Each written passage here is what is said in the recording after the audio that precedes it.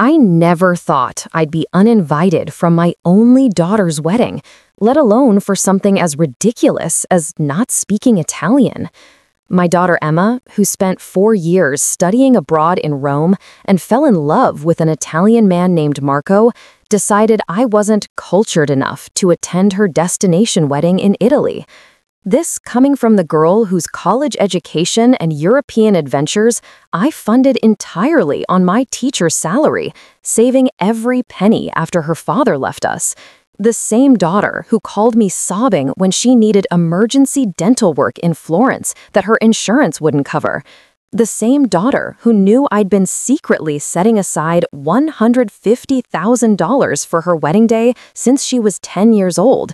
The wedding gift she never received because, well, I found a better use for it, one that changed everything. I'm not proud of how things unfolded, but sometimes when your own child tries to erase you from the most important day of their life, you discover strengths you never knew you had. And sometimes justice comes in unexpected forms.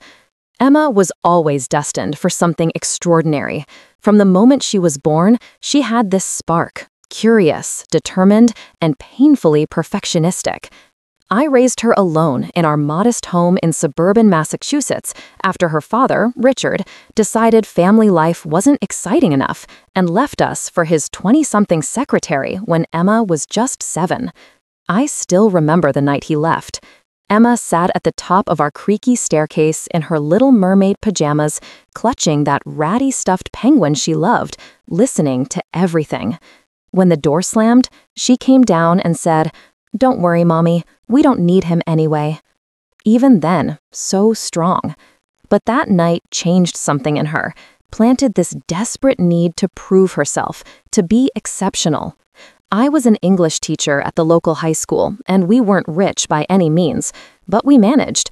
I took on tutoring gigs during summers, graded AP exams, anything to make sure Emma could have dance lessons, SAT prep, and the kind of life that opens doors. Every birthday and Christmas, I'd secretly put money into a savings account. It started as a college fund, but when she secured a full academic scholarship to Boston University, I kept saving. It became her future wedding fund, something I never had when I married Richard at the courthouse with only my sister as witness. Emma thrived in high school. Valedictorian, debate team captain, homecoming queen, the classic American success story. But there was always this undercurrent of dissatisfaction with our ordinary life. The summer before her senior year, we took our first real vacation, a budget tour of Italy. That's when everything changed. She fell in love with the country, the language, the culture. Suddenly, Massachusetts wasn't good enough. Our Thanksgiving traditions seemed basic compared to European sophistication. When she announced she'd been accepted for a study abroad program in Rome during her junior year of college, I remortgaged our house to help cover the costs her scholarship wouldn't. "This is my chance, Mom," she said, "to become someone important."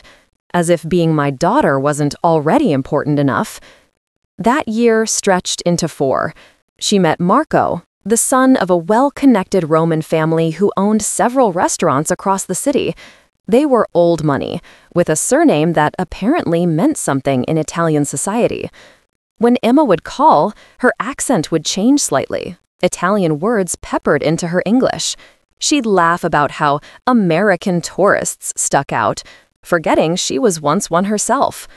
During her second year there, she called me at 3 a.m. Eastern Time, sobbing about severe tooth pain. The dentist wanted €2,000 up front, money she didn't have. I withdrew from my retirement fund and wired it immediately. When she recovered, she sent a thank you text with a selfie in front of the Trevi Fountain. Not even a call. Each time she visited home, usually for Christmas, the distance between us grew. She'd complain about American coffee, the way people dressed, how loud everyone talked. Her childhood bedroom with its NASA posters and high school debate trophies embarrassed her. Meanwhile, I kept adding to that wedding fund, now approaching $150,000, my entire life savings, really. I imagined her face when I'd eventually tell her about it, pictured us shopping for wedding dresses together, me finally giving her the wedding I never had. Then, last Thanksgiving, she FaceTimed instead of coming home. Marco appeared beside her, charming and handsome, as she flashed a vintage diamond engagement ring. "We're getting married in Rome," she announced, "at Marco's family villa outside the city." "It's going to be small, elegant, authentic Italian." My heart soared and sank simultaneously. Thrilled she'd found love, devastated it would happen 4,000 miles away. "Of course I'll be there," I said. "Just tell me when." That's when she exchanged that look with Marco, the kind that passes between conspirators. "The thing is, Mom," she began carefully, "the ceremony and reception will be entirely in Italian. Marco's grandmother doesn't speak any English, and most of the guests are Italian. It would be awkward to have someone there who doesn't understand anything." "I can take classes," I offered immediately. "I have 6 months, right? I can learn enough to get by." Emma sighed that exasperated sigh I'd grown too familiar with. "Mom, you can barely order at Starbucks without getting flustered. You're not going to learn Italian in 6 months. And Marco's family is very traditional, very proper. This isn't just a wedding, it's a social event.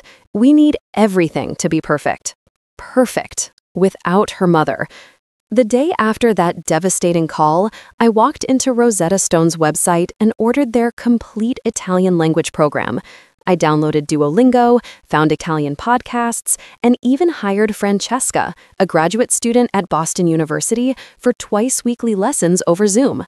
I'd wake up at 5 a.m. to study before school, practice during lunch breaks, and fall asleep with Italian phrases dancing in my head. When Emma called in January, I answered with, "Ciao, Bella." Her reaction wasn't the proud smile I'd imagined, but rather an uncomfortable laugh. "That's cute, Mom, but listen, we finalized the guest list and honestly, it's getting really expensive. The villa can only accommodate 80 people and Marco's family alone is 56. "I can stay at a hotel nearby," I offered. "I wouldn't expect." "It's not just that," she interrupted. "His parents are inviting some important business connections. The Minister of Culture might even attend. We need this to go smoothly." And I'd make it not go smoothly? The hurt in my voice was unmistakable. Emma sighed. "You remember Cousin Diane's wedding, right? When you kept asking the bartender to explain every ingredient in the signature cocktails and held up the entire line? That stung." I'd been trying to avoid an allergic reaction to citrus, but in Emma's retelling, I'd become some bumbling, embarrassing stereotype of an unsophisticated American. "I've been learning Italian," I said quietly, "every day for hours." "Mom," her voice softened with pity, "that's sweet, but we both know you're not going to become fluent enough for this. Marco's grandmother questioned if you even had a passport."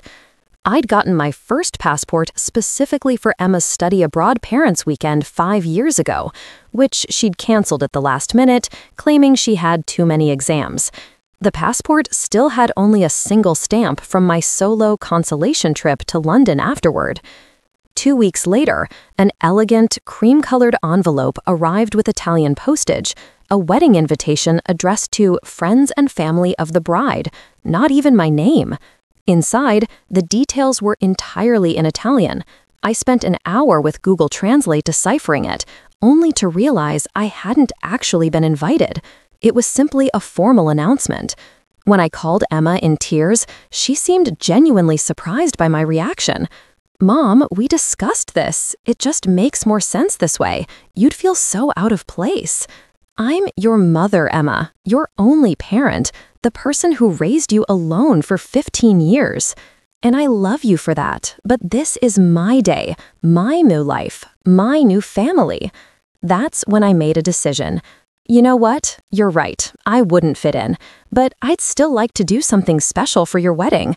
I've been saving for years to give you a wonderful gift. Her tone immediately brightened. "Really? That's so sweet. What were you thinking?" "It's a surprise," I said, an idea forming. "Something to make your day unforgettable." In February, I received a text with a link to their wedding registry: crystal champagne flutes for $200 a pair, a $900 espresso machine, a $3,000 contribution option toward their honeymoon in the Maldives. No mention of the registry in my non-invitation, of course, but I was apparently still welcome to send gifts. Meanwhile, I continued my Italian studies with fierce determination, though the purpose had shifted. No longer was I learning to blend in at her wedding. I was learning for what would come next. In March, I requested a sabbatical from my school for the fall semester. After 22 years of teaching, they readily approved it. I used some of my wedding fund to book a small apartment in Rome for 3 months, starting in May. Emma's wedding was set for June 15th. I didn't tell her I was coming to Italy. A week before my flight, Emma called. I could hear the clinking of glasses, muted Italian conversations in the background. "We're having the rehearsal dinner at Marco's parents' restaurant tomorrow. Everyone's here already. Marco's cousins from Milan, his uncle from Naples. It's magical, Mom. I wish—" She trailed off. "You wish what?" I prompted. "I just wish you could understand why this is so important to me. To fit in here, to be accepted by his family. Sometimes I feel like you've never really supported my dreams." I nearly choked. "Didn't support your dreams? Emma, I remortgaged our house to fund your time abroad. I've worked 2 jobs since you were 7 to give you everything. See, this is exactly what I mean. You always make everything about your sacrifices." Because they were sacrifices, real ones. Do you have any idea what I stopped myself. You know what? Never mind. I hope your wedding is perfect. Absolutely perfect. Thanks, Mom. Her voice cooled. I should go. Marco's grandmother is asking for me. After we hung up, I received a text. "Please don't be mad. I'll send lots of pictures, I promise, and we'll visit at Christmas." That night, I finalized my plans. I'd originally intended to reveal the wedding fund during our mother-daughter dress shopping, a moment I'd imagined for years. But there had been no invitation to shop for dresses, no request for my opinion on flowers or music, no role for the mother of the bride.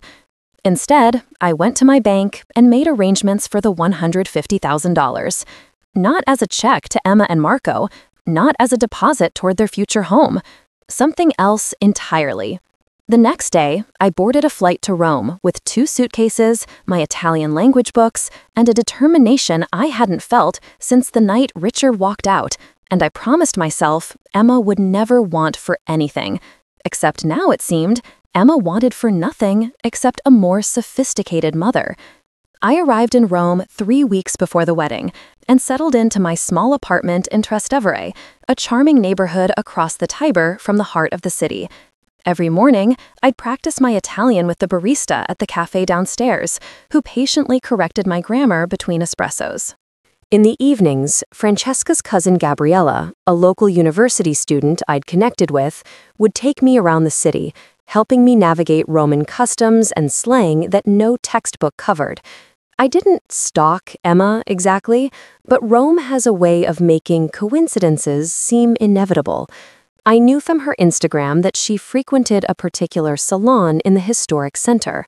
On my 8th day in Rome, while browsing a nearby bookstore, I spotted her through the window, sitting under a dryer, flipping through a bridal magazine. I ducked behind a display of Dante translations, my heart hammering. She looked different somehow, more polished, with that European effortlessness I could never quite achieve. Days passed. I visited the villa where the wedding would be held, posing as a potential client interested in booking a future event. It was breathtaking. Ancient stone walls, covered in wisteria, views of the rolling countryside, a courtyard where strings of lights would soon hang above elegantly dressed guests. Guests that wouldn't include me. 2 days before the wedding, I received a text from Emma. "Just checking in, hope you're not still upset. Sending love from Rome. Everything is coming together perfectly." I responded, "I'm fine, wishing you all the happiness in the world." I didn't mention I was 5 miles away. The morning of the wedding arrived with that golden Italian light poets rave about. I dressed carefully in a sage green silk dress I'd purchased specially, styled my hair the way Emma always said flattered me best, and called a taxi to take me to the villa. Not to crash the ceremony, I wasn't that far gone, but to implement the plan I'd been refining for weeks. I arrived 2 hours before the ceremony, when I knew from my reconnaissance that final preparations would be underway, but most guests wouldn't have arrived yet. The caterers and florists were busy transforming the already beautiful space into something magical. White roses and olive branches adorned every surface. Servers in crisp uniforms arranged champagne flutes on trays.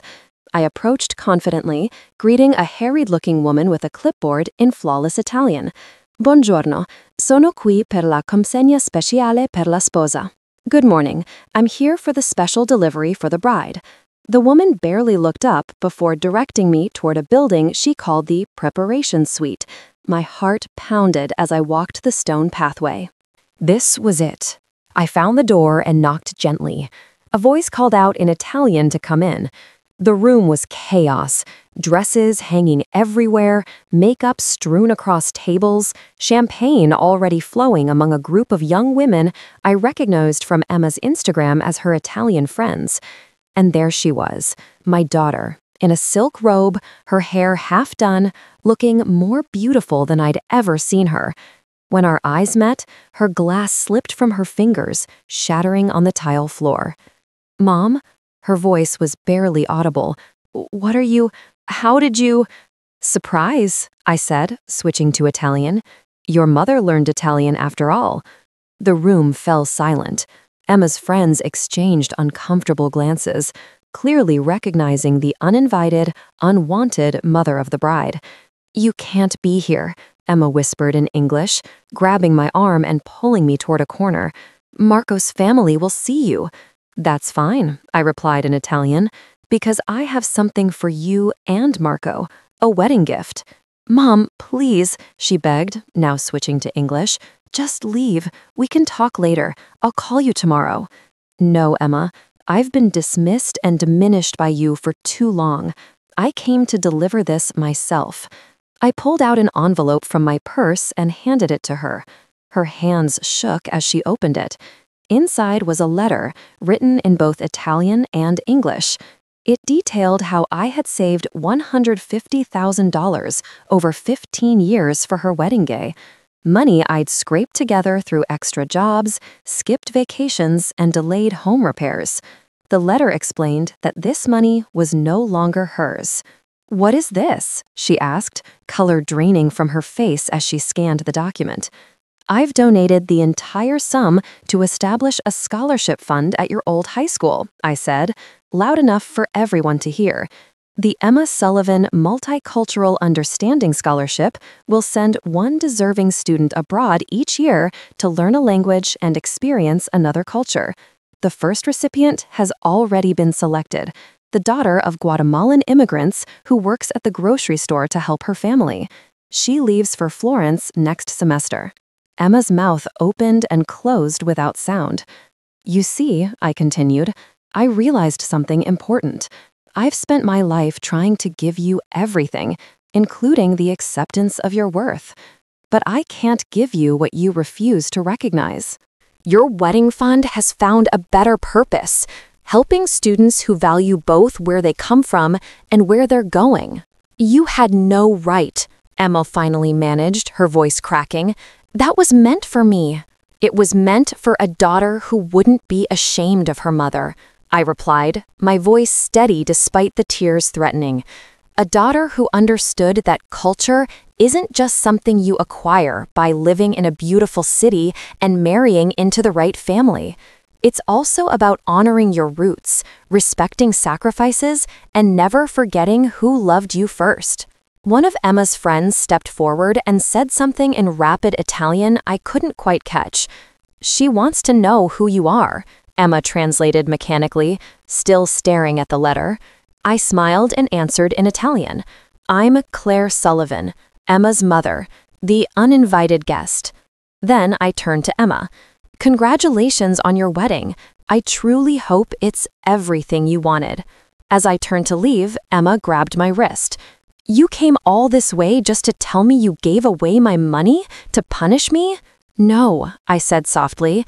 I came because despite everything, I'm still your mother, and I needed to see for myself that you were happy in the life you've chosen, a life that apparently has no place for me.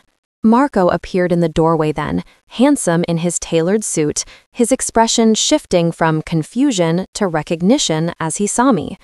"Mrs. Sullivan," he said in heavily accented English, "what are you doing here?" "Just leaving," I replied in Italian. "Congratulations on marrying my daughter. Please take good care of her." His eyebrows shot up in surprise at my Italian, and something like respect flickered across his face. As I walked out of the villa, past arriving guests in designer clothes speaking animated Italian, I felt lighter than I had in years. The $150,000 was gone, yes, but so was the weight of trying to be enough for a daughter who had decided long ago that I never would be. The aftermath was both exactly what I expected and nothing like I imagined.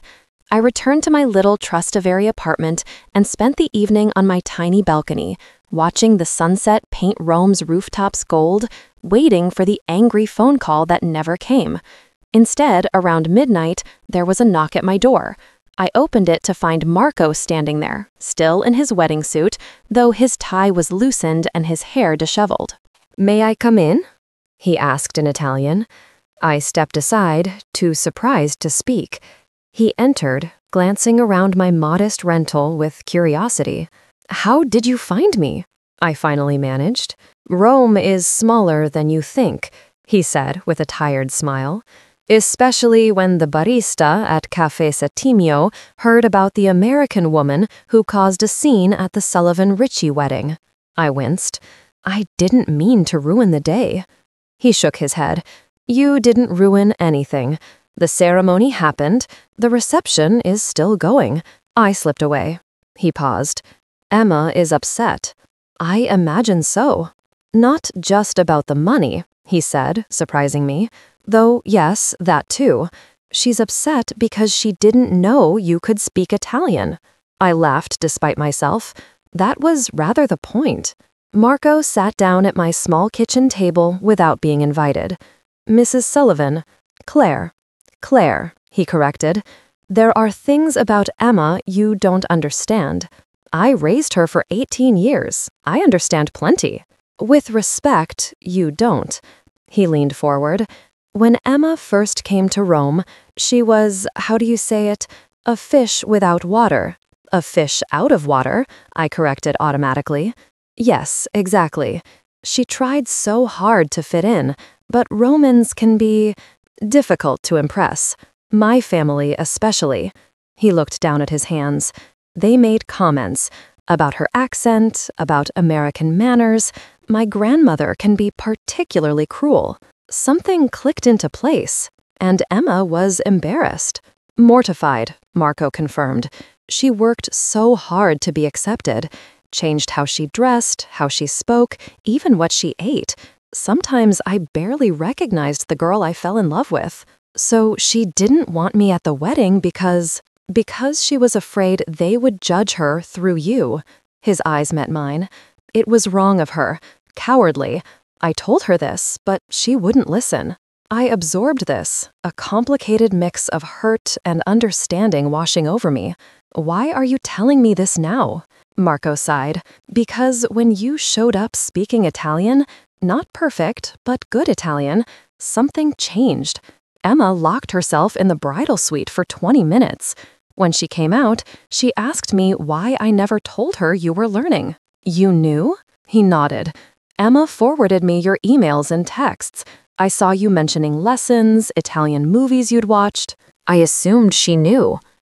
"She didn't want to see it," I said softly. "No," Marco agreed.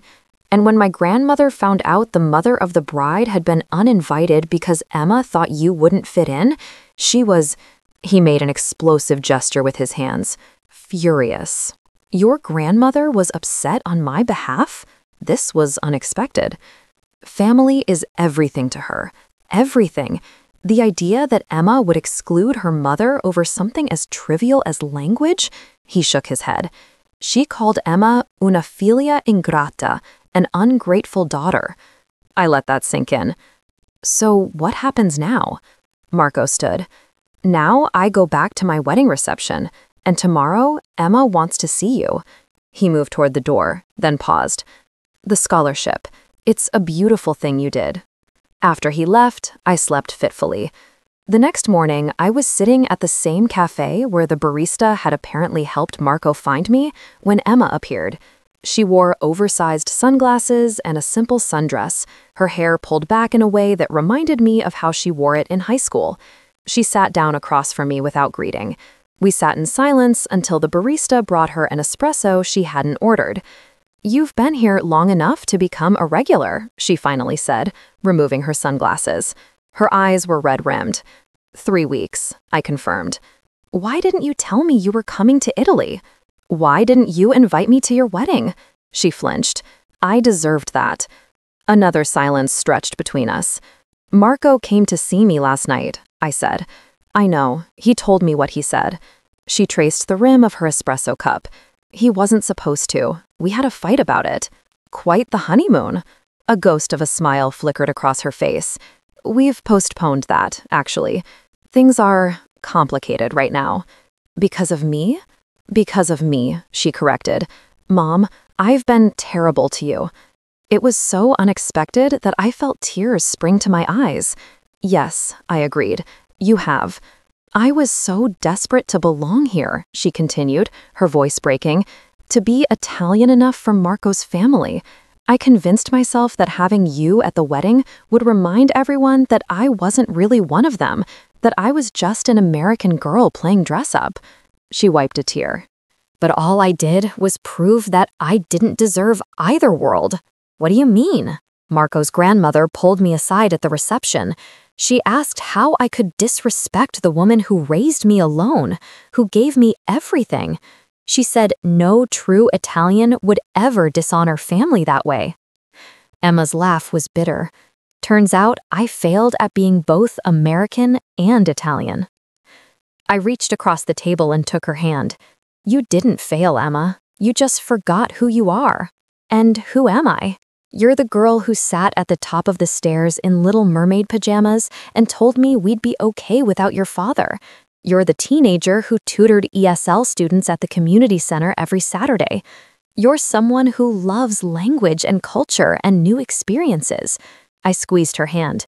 "But somewhere along the way, you decided that embracing something new meant rejecting something old." She nodded, tears flowing freely now. "I'm so sorry about the money, Mom. I had no idea you'd been saving all those years." "The money doesn't matter." "It does," she insisted. "And the scholarship is perfect, better than anything I would have done with it." She looked up at me. "Will you tell me about the student who received it?" So I did. I told her about Maria Delgado, whose parents had come to Massachusetts from Guatemala, who worked 20 hours a week while maintaining a 4.0 GPA, who dreamed of becoming a translator for the UN. As we talked, something between us began to heal. Not completely, there was too much hurt for that, but enough to glimpse a path forward. "Marco and I are staying in Rome," Emma said eventually, "but I'd like to come home more often. Maybe for Thanksgiving this year?" "I'd like that," I said. "And Mom, your Italian is really good." I smiled. "Grazie. I had excellent motivation." 3 days later, before returning to Massachusetts, I received an invitation to dinner at Marco's family home.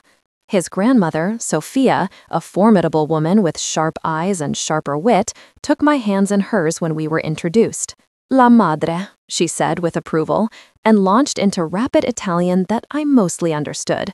She was explaining family recipes she thought I should learn, traditions Emma should know. Throughout the evening, I watched Emma navigate this new reality, one where she wasn't pretending to be someone she wasn't, where her American mother with imperfect Italian was welcomed at the table. She seemed younger somehow, more like the daughter I remembered. When Marco proposed a toast, he raised his glass to me, to Claire, who taught us all something about true culture. Later, as we walked along the Tiber under a canopy of stars, Emma linked her arm through mine. "Mom, that scholarship fund, could we maybe contribute to it? Marco and I were thinking we could add to it annually, make it bigger." My heart swelled. "I think that would be wonderful. And one more thing," she added hesitantly. "Would you be willing to stay in Rome another week? There's a small ceremony Marco's family is hosting, a blessing for the marriage, very traditional. His grandmother insists you should be there." "I wouldn't miss it," I said. The $150,000 wedding gift was gone, transformed into something unexpected, but perhaps more valuable. A legacy of cultural understanding that would benefit deserving students for years to come. And in its place, I received something I'd thought lost forever. My daughter, not perfect, not fully reconciled, but present and trying. Sometimes the greatest gifts aren't the ones we plan, but the ones we discover when our original plans fall apart. As we walked back to my apartment, Emma said something in Italian too quick for me to catch. "What was that?" I asked. She smiled. I said, "I'm glad my mother is too stubborn to give up on me." Never, I promised, not in any language. Looking back at everything that happened, I realize now that true belonging isn't about erasing who you've been or where you came from. It's about bringing your authentic self to new experiences, allowing both to exist together. Emma and I are rebuilding our relationship one phone call, one visit at a time. She's teaching English in Rome now, helping Italian businesses communicate with American clients, embracing both sides of herself instead of choosing between them. The Emma Sullivan Multicultural Understanding Scholarship has now sent 3 students abroad. Emma and Marco fly to Massachusetts each year to meet the new recipient and share their stories. Maria, that first scholarship winner, just graduated with honors and has been accepted to a graduate program in international relations. As for me, I've continued my Italian studies and visit Rome twice a year. Marco's grandmother has become an unexpected friend, teaching me to make proper risotto via video calls between visits. I've even started a small conversation group at my school for teachers interested in learning new languages. It turns out it's never too late to expand your world. Sometimes the greatest act of love isn't giving someone everything they want, it's showing them who they truly are when they've forgotten. And sometimes the deepest hurts can transform into the most meaningful gifts if we're brave enough to stay open to possibility.